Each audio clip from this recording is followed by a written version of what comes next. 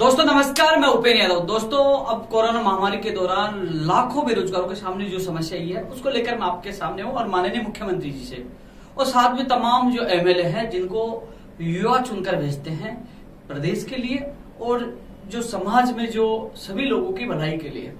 लेकिन जो वर्तमान जो स्थिति कोरोना से उत्पन्न हुई है जिसमें सबसे ज्यादा समस्याओं का सामना उन युवा बेरोजगारों को करना पड़ रहा है जो अपने घर से दूर रहकर, कोई कोटा, कोई जयपुर, कोई उदयपुर, कोई अजमेर, वो प्रतियोगी परीक्षा की तैयारी के लिए घर से आते हैं।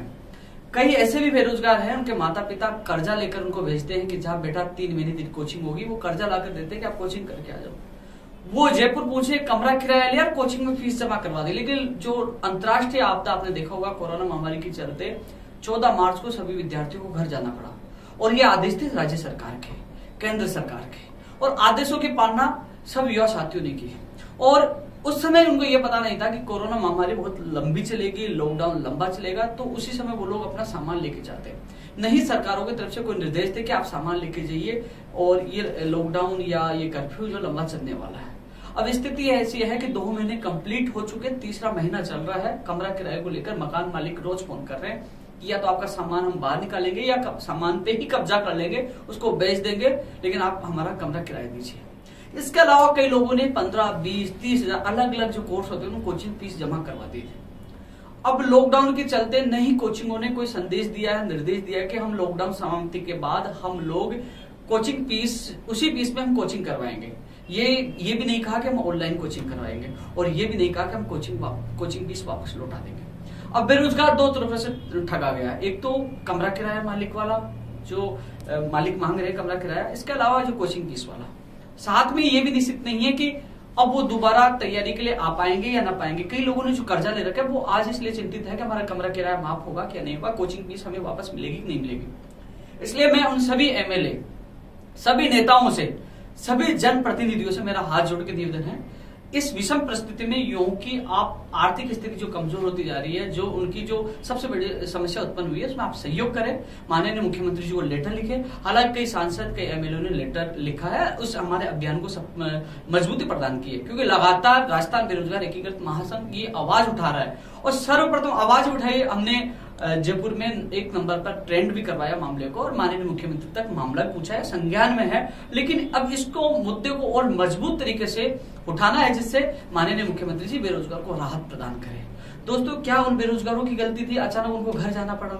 नहीं, वो सामान लेके गए, लेकिन कुछ मकान मालिक ये कह रहे हैं कि हमें किस्त चुकाना पड़ता है लोन की, हमें हमारा गुजारा इनसे चल रहा है। लेकिन मेरा मानना ये है कि जयपुर में जो बड़ी बड़ी सिटियों के पास बिल्डिंग है तो इतनी गरीब तो है नहीं, लेकिन कई लोगों की मजबूरी होती है, उसमें भी सरकार बीच का रास्ता निकाल सकती है। लेकिन सबसे बड़ा सवाल यह है कि वो बेरोजगार कहां से देगा जो कर्जा लेके आया था, वो फिर आगे तैयारी कैसे कर पाएगा। तो मैं हाथ जोड़कर सभी जनप्रतिनिधियों से, माननीय मुख्यमंत्री जी से हाथ जोड़ के निवेदन है, यदि कोचिंग वाले फिर भी मनमानी करेंगे, फिर भी दादागिरी करेंगे, उस अवधि का किराया माफ हो और कोचिंग वालों को स्पष्ट निर्देश दिए जाए कि जो अभ्यर्थी ऑनलाइन कोचिंग करना चाहे उसकी मर्जी से, यदि नहीं करना चाहे तो आप ऑफलाइन उनको कोचिंग करवाए लॉकडाउन समाप्ति के बाद, यदि उसकी परीक्षा तिथि आगे हो। ऐसा नहीं कि 10 दिन बाद एग्जाम आप कहोगे आ जाओ, नहीं, ऐसा नहीं चलेगा।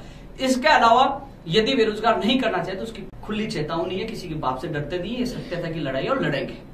लेकिन इसमें साथ में मैं माननीय मुख्यमंत्री जी से एक निवेदन और करूंगा कि कुछ हॉस्टल है, कुछ कोचिंग है। हॉस्टल, कई लोग होते हैं जो, कई बेरोजगार भी हैं जो हॉस्टल चलाने का काम कर रहे हैं, कई कोचिंग वाले भी हैं, उनका कहना यही है कि हमारी भी कोचिंग का किराया लग रहा है, हॉस्टल का किराया लग रहा है, हमारी भी हॉस्टल और कोचिंग का किराया फ्री हो तो हम बेरोजगारों की फीस वापस लौटा सकते हैं, बेरोजगारों का किराया हॉस्टल का माफ कर सकते हैं। ऐसे में मैं माननीय मुख्यमंत्री जी से निवेदन करूंगा कि कोचिंग इंस्टीट्यूट जो चला रहे हैं उनका भी किराए में राहत उनको भी दी जाए और जो हॉस्टल चला रहे हैं उनको भी राहत दी जाए। यदि हम हॉस्टल वालों को भी राहत मिलेगी और कोचिंग वालों को राहत मिलेगी तो आसानी से बेरोजगारों का किराया और कोचिंग फीस वापस हो सकता है, किराया माफ हो सकता है। इसलिए मेरा इस वीडियो के माध्यम से माननीय मुख्यमंत्री जी से निवेदन है कि कोचिंग वालों को भी, हॉस्टल संचालकों को भी राहत प्रदान की जाए जिससे बेरोजगारों को राहत मिल सके। अब सबसे बड़ा सवाल यह है कि लगातार मुख्यमंत्री जी तक बात गई है, कई लोग लगातार मुझे कॉल और मैसेज कर रहे हैं कि भैया राहत मिलेगी क्या, किराया माफ होगा क्या। लेकिन सच्चाई यही है कि ये लड़ाई हम शांतिपूर्वक लड़ेंगे, लड़ाई हम जीतेंगे भी। अब एक कोरोना समाप्त हो जाए, बस इसका इंतजार है। चाहे जयपुर में सड़कों पर उतरना पड़े, चाहे हमें इसके लिए कुछ भी करना पड़े, हम करेंगे, क्योंकि ये अंतर्राष्ट्रीय आपदा थी। इस समय हर व्यक्ति घर जा चुका है, सरकार के निर्देशों की पालना की है। अब वो 3-3, 4-4 महीने का किराया कहां से देंगे? 2 महीने कंप्लीट हो चुके हैं, अब 14 जो जून आएगी तो 3 महीने हो जाएंगे, धीरे धीरे समय बढ़ता जाएगा।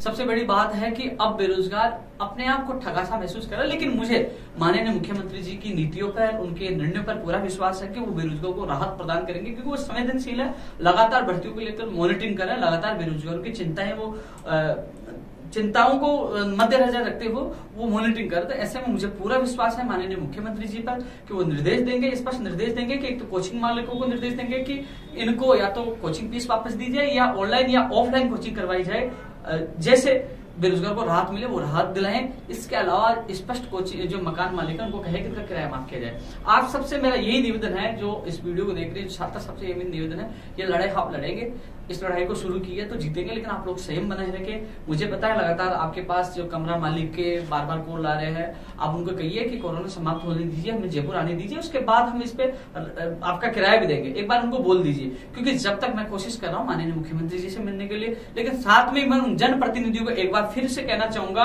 ध्यान रखना, यही युवा साथी आपको सत्ता में लाने का काम करते हैं। यदि इस समय आपने इन विषम परिस्थितियों में इनका साथ नहीं दिया तो कहीं आने वाले 2023 चुनाव में आप इनके सामने जाओगे तो यही युवा कहेंगे कि हमारी कोचिंग फीस की आपने आवाज नहीं उठाई, आपने हमारी कमरा किराया माफ की, आपने आवाज नहीं उठाई, क्योंकि हम कर्जा लेके पढ़ रहे थे। तो कहीं ना कहीं ये मुद्दा आपके लिए भारी पड़ सकता है। इसलिए आप सबसे मेरा निवेदन, अपने लेटर पैड पे माननीय मुख्यमंत्री जी को जय आप लेटर लिखे, आवाज बुलंद करें कि इन बेरोजगारों को राहत मिले, क्योंकि बड़े बड़े जो कंपनी है, बड़े बड़े उद्योग धंधे वालों को राहत मिल सकती है, लेकिन एक गरीब बेरोजगार को क्यों नहीं मिल सकती? क्योंकि ये देश का और प्रदेश का भविष्य है। आप सबसे मेरा निवेदन है कि यदि आप इनका भविष्य बनाओगे तो भविष्य में आपका भविष्य बनेगा, इनका भविष्य बिगड़ा तो आपका भविष्य निश्चित बिगड़ेगा। 2023 को मध्य नजर रखते हुए आप तमाम, जो किसी पार्टी का वो नेता हो, चाहे जननेता हो, चाहे वो लीडर हो, कोई भी हो, लेकिन इस बात को मद्देनजर रखते हुए बेरोजगारों के पक्ष में लेटर लिखे, मेल करे और माननीय मुख्यमंत्री जी से अपील करें कि वो राहत प्रदान करें। और मैं मेरी तरफ से पूरी कोशिश कर रहा हूँ, आर पार की लड़ाई का ऐलान हमने किया है, कोरोना समाप्त होगा, सड़कों पर उतरना पड़े उतरेंगे, दोनों मामलों को लेकर राहत मिले। और कोचिंग और हॉस्टल संचालकों को लेकर भी हम पूरा समर्थन है, उनकी भी आवाज उठा रहे हैं कि उनको भी राहत दी जाए, जिससे हम बेरोजगार को राहत मिले। माननीय मुख्यमंत्री पर पूरा विश्वास आज भी है और मैं व्यक्त कर रहा हूं कि वो जरूर राहत प्रदान करेंगे। इस वीडियो के माध्यम से माननीय मुख्यमंत्री जी, आपसे हाथ जोड़ के निवेदन करता हूँ, ये बड़ा फैसला होगा और उन युवा साथियों को विषम परिस्थितियों में एक अच्छा बड़ी आपसे आशा है कि इनको राहत मिले और मुझे विश्वास है आप राहत देकर इनको न्याय प्रदान करेंगे। जय हिंद, जय भारत।